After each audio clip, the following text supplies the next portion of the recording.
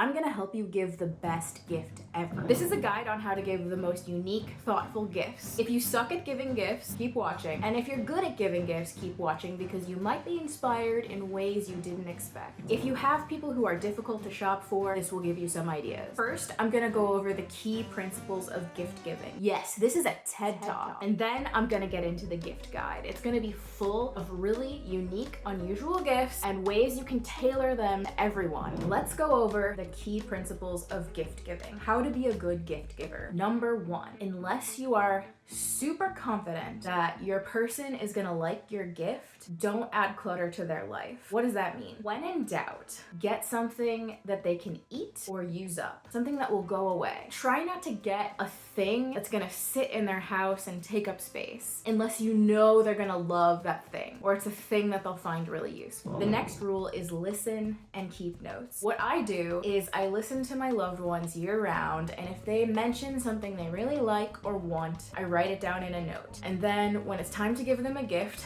I refer back to my notes and I already have a list of ideas of things they've specifically mentioned they want or like or need. And if you haven't done this and it's too late, don't worry. Start doing it for next time, but I'm gonna help you with some ideas. Finally, I have one little note. There are two types of gift receivers in the world. Number one, normal ones. People who know that it's the thought that counts. People who would love an expensive gift just as much as a cheap gift if it showed that the person cared. It's okay to be insulted by a thoughtless gift, but if somebody clearly thought into it or tried, it should do at least a little something to your little heart. Now, the other type of gift receiver, I've never actually encountered this person, but I hear about them. I hear horror stories. There are certain families and certain relationships that have an expectation that you need to spend a lot of money on a gift. And if you don't get them an expensive gift, they're gonna be offended. If you're in one of these families or relationships, I don't know if I can help you. I don't know, buy them an iPad, buy them a bar of gold. It doesn't really matter what you buy them because those people will never be satisfied because they don't have the spirit of gift giving in their hearts.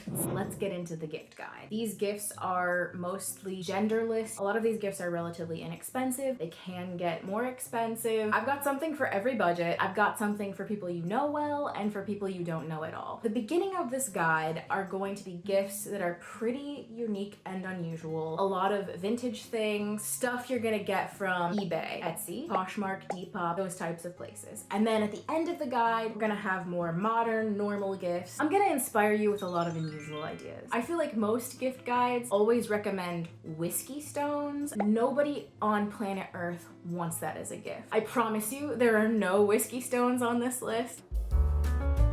Gift idea, recreate their favorite chain restaurant. For example, the Pizza Hut dining experience, especially in the 90s, was iconic, and you can buy vintage Pizza Hut items that were in Pizza Hut chain restaurants. A great example of this is the Pizza Hut ashtray. I've given that as a gift, and I actually would love one for myself. If you know someone who needs an ashtray, or you can just use it as a little dish to hold jewelry or whatever. Something about seeing this iconic piece that you might have seen in your childhood, it lights up your brain. Another example is the Pizza Hut lamp. Some of these are from an actual restaurant and some of these I think are recreations. Either way, it'll take you back to Pizza Hut. It's a beautiful thing. And you can do this with any chain restaurant. Just look for specific things they may have had at the restaurant. Your best bet on this kind of thing is eBay. I also recommend a general Google search. Next up we have a magazine that was published the month and year they were born. Here's a 17 magazine from January 1999. If you know someone whose birthday is January 1999, they could flip through this magazine and see what was going on the year they were born. There's a ton of different magazines you can do this with, and if you're young and you don't know what magazines are, Google most popular magazines in, say, 1999, 1975, whatever year you're going with. I'm sure there's a Wikipedia that says list of magazines, and you can go through and see which one seems most entertaining. Also, there are weekly magazines like Newsweek. You can even boil it down to the week they were born. Always fun to look at an old magazine and see how weird things used to be. You can also do a catalog from the year they were born. Again, you can Google popular catalogs. The Sears catalog is a classic. Then they can look at the actual clothes that were for sale the year they were born. Another idea for people who just enjoy looking at old magazines is get a whole stack of old magazines from any year. Teen magazines are usually particularly entertaining. If you're going back further in time, there's Life magazine. If they have a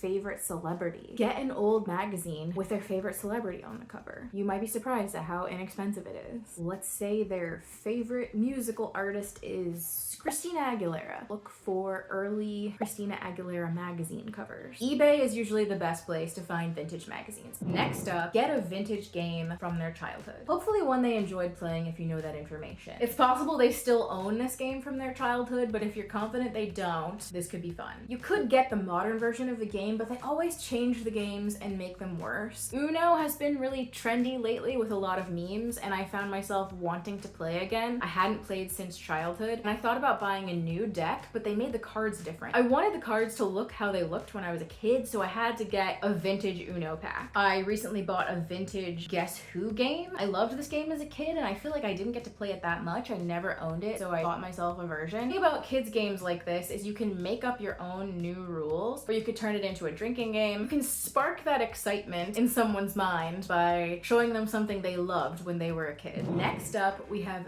vintage brand swag. Companies like food brands over the years have put out different merch. We're talking mugs, hats, beach towels. So let's say your friend loves Doritos. You can Google Doritos beach towel and something will probably pop up. This is a Cheetos visor that I had as a kid in the 90s. I still haven't opened it. This came as a toy in a KFC meal and I found it recently and I feel like I want to wear it at some point. Search for the merch. Think of something like, oh, wouldn't it be cool if there was a beach towel? Wouldn't it be cool if there was a mug? I saw a cool Burger King bucket hat. You can find this stuff on Poshmark, Depop, Etsy, eBay. Next up, we have vintage Happy Meal toys. Hear me out. You can buy Happy Meal toys off eBay from the past. They're usually relatively cheap. They're often considered this collector's item. The vast majority of Happy Meal toys are worth very little money. One thing you can do is get a bunch of random sealed Happy Meal toys. If your friend is a child at heart and they like opening little toys, they can open them. It's kind of like a lottery ticket. You're like, what am I gonna get? You can get vintage Happy Meal toys that came out when they were a kid. If your friend has a favorite children's movie, TV show, character, whatever, odds are McDonald's came out with a Happy Meal toy at some point. Next up, a vintage cookbook. It's interesting to see what people cooked a long time ago, especially if you get something from the 50s, 60s, or 70s. You can get a cookbook that has a lot of weird Jello salads. If your person likes to cook, or even if they don't, they can laugh at the weird recipes, try to make them, and you can even see how old of a cookbook you can get. Again, eBay is a good place for this. Pick a decade and search for a cookbook from there and see what turns up. Next up, we have school pride. Where did they go to school? You can find a vintage sweatshirt from their university. One time I was shopping at a vintage store in New York City and I came across a t-shirt from the 80s from the college that I went to and I immediately bought it. If your person is proud of where they went to school, try to find some vintage clothing. It could be other stuff like a mug or a hat that just has like an old design on it from their school that they don't make anymore. Next up, sports memorabilia. Now, if your person's a big sports fan, you've maybe thought of this already, but if they don't have super old vintage t-shirt of their favorite team,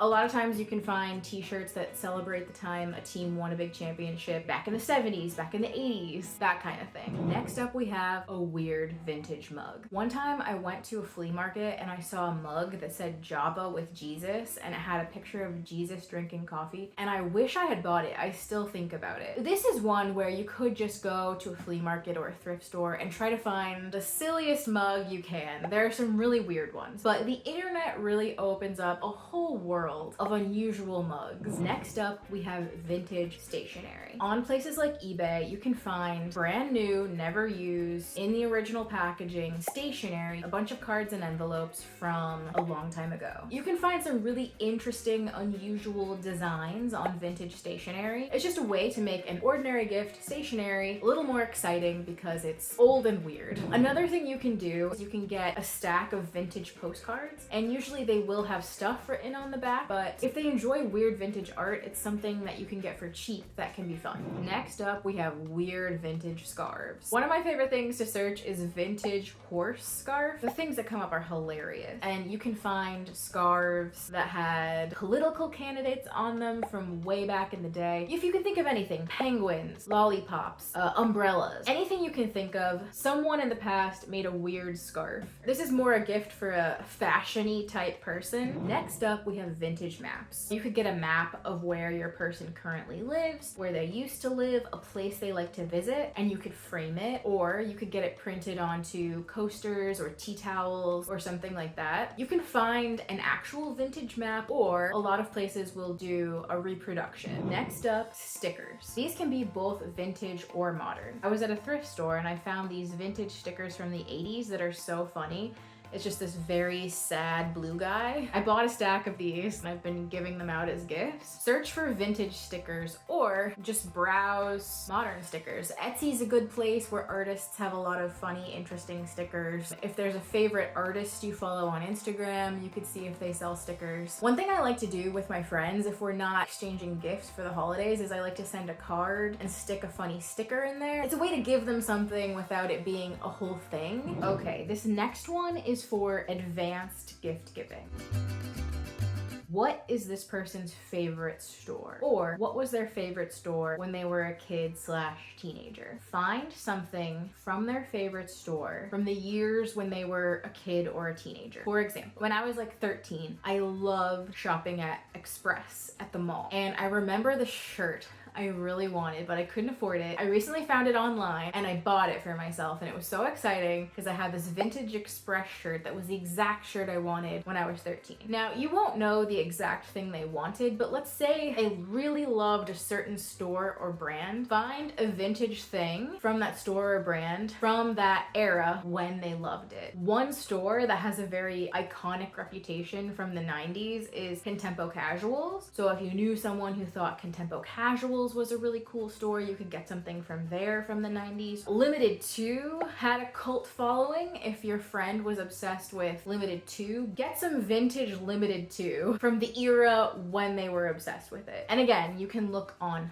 Poshmark, Depop, Etsy, eBay. If you know someone who would appreciate it, this will hit. This next one will require you to know your person's taste. This is an interesting decor piece, a vintage perfume bottle. A lot of them are extremely ornate and cool looking, and they are shockingly not that expensive. Go onto eBay or Etsy and Google vintage perfume bottle. You'll find some really interesting stuff. This next one is for people who are into jewelry. Not super expensive jewelry, people who like to wear a variety of costume jewelry or inexpensive jewelry. You can get a big bunch of vintage jewelry from eBay for not that much money. You have to know your audience, because some people would probably be like, oh cool, you got me a bunch of old jewelry, thanks a lot. But if your person's really into unique jewelry and would have fun looking through a big bunch of it, this is a good option. eBay is a good place. Lot of vintage jewelry, estate jewelry. People sometimes sell it by weight, or they'll show you everything that's in there. But sometimes it's just fun to be able to give someone a big bunch of stuff at once that they can pick through.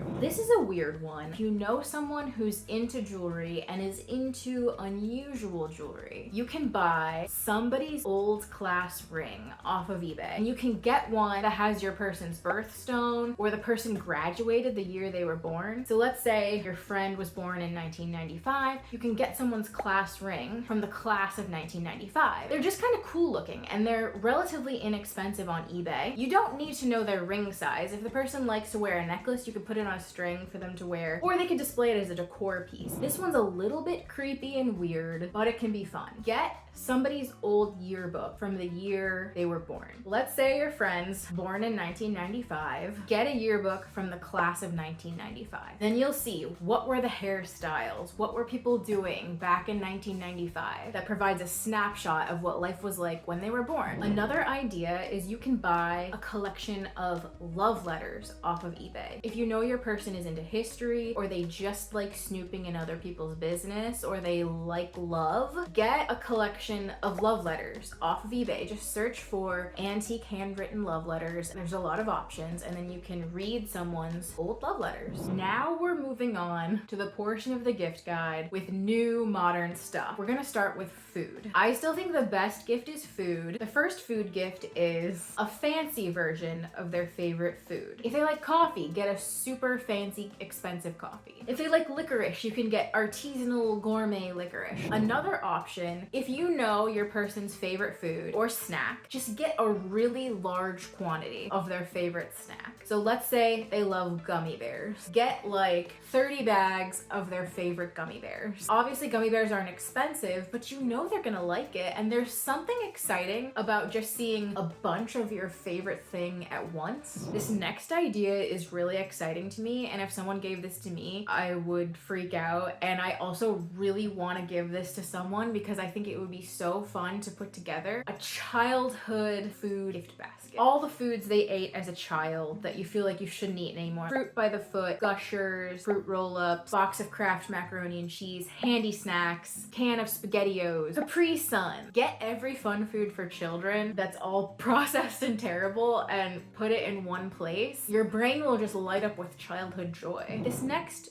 food gift is a little weird, but if you know your audience, you know it's gonna hit. If you know your person loves cereal, get them boxes of all their favorite cereal. Cereal's expensive. If someone gave me all of my favorite cereals at once, I would lose my mind with joy. And I get that it's kind of a weird, cheap gift, but honestly, if your person loves cereal, they're gonna love it. And then you could just have a cereal bar. Another thing you can do that with are snack foods where they come out with a bunch of different flavors. So for example, Oreos has a bunch of weird different flavors. If your person likes Oreos, get every flavor of Oreos. Those get expensive. They would never do that themselves. M&M's is another one where they have a million different flavors. If your person loves M&M's, get every single flavor of M&M's because no one would do that. And then you have all the M&M's at once and it would just be like, at least that's how I would feel. The final food gift idea is international candy and snacks. Get them some imported snacks from another country. Japanese Kit Kats are a great one. They have so many interesting flavors. There are a number of places online that sell Swedish candy. If you go to an international supermarket that has imported stuff, you can find a lot of unusual fun snacks, put them together, and it'll be exciting for someone to try. Next on the list is fancy lip balm. Now, lip balm is a thing most people use, but they probably wouldn't spend money on a fancy one. But you don't have to spend that much money to get a pretty fancy lip balm. Some of my favorites are French lip balms, and they are not expensive, but they seem exciting because they are French. If you're in France, they probably don't seem exciting, but if you're in the US, French stuff always seems fancy. I'm probably gonna say these names wrong, but Nux and Uriage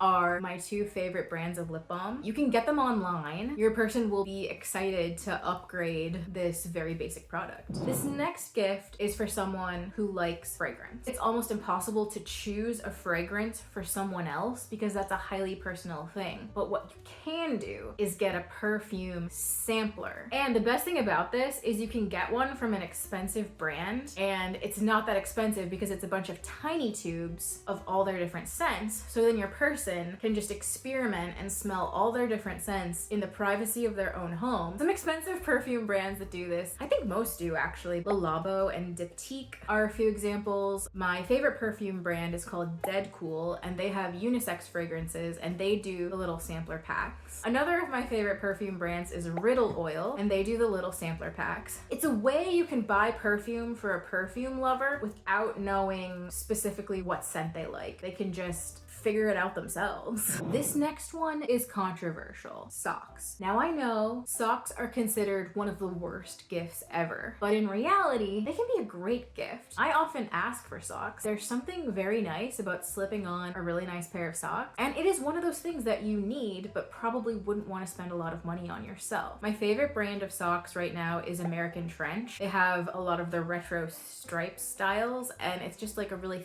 thick, nice material, and that's the gift guide. I hope these ideas inspired you. I hope that nobody gives you whiskey stones as a gift. If this helped you come up with a gift idea, do subscribe to the channel, and if it didn't help you at all, still subscribe and like. If you like weird old stuff, check out my other videos. Bye!